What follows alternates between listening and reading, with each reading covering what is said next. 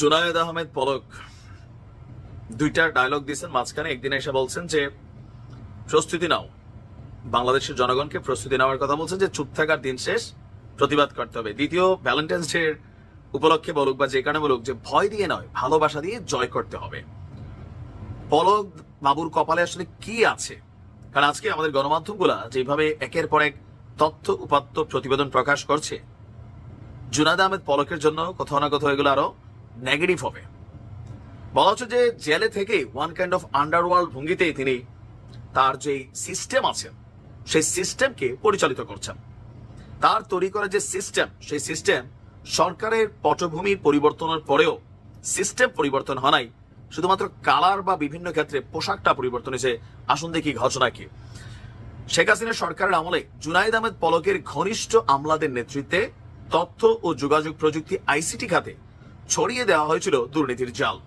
বিভিন্ন প্রকল্পের নামে আইসিটি বিভাগ থেকে হাজার কোটি টাকা আত্মসাতের অভিযোগ রয়েছে। এখন রাজনৈতিক পট পরিবর্তনের পর ওই যে সিস্টেমটা তারা একই কায়দায় লুটপাটের ছক কষছে। আইসিটি বিভাগ, বাংলাদেশ হাইটেক পার্ক কর্তৃপক্ষ এবং তদন্তকারী সূত্রগুলো এটা নিশ্চিত করছে যে কানেক্টিভিটিটা একটা জায়গায় আছে।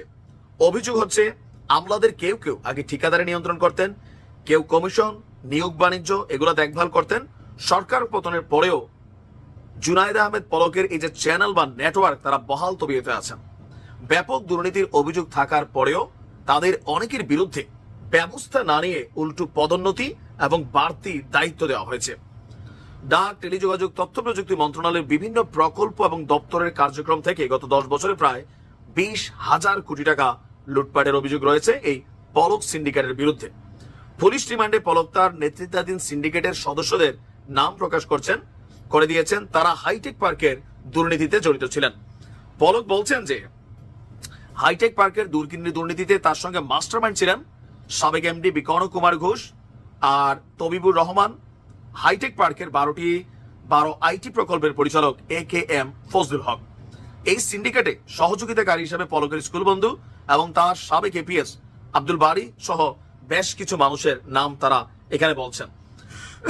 যে পলকের অর্থের মূল যোগানদাতা যারা, পট পরিবর্তনের পরেও তারা সক্রিয়, মানে পলকের ইনকাম মোটামুটি যেগুলো আছে এগুলো নাকি চালু আছে। হাইটেক পার্ক থেকে শুরু করে বেশ কিছু জায়গায় যে দুর্নীতির বিষয়টা আছে, এখন এই মুহূর্তে তারা বিভিন্ন জায়গায় বড় বড় পদে আবার আদিষ্ট হয়েছেন শাস্তির বিরুদ্ধে।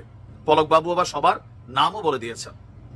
বলা হচ্ছে যে এই সিন্ডিকেটের একটা পার্সেন্টেজ নাকি পলকের অ্যাকাউন্টে সামহাও লিঙ্কের মাধ্যমে হয়তো জমা থাকতেছে অথবা ভবিষ্যতে পাবে, একটা সিস্টেম ক্রিয়েট করা আছে।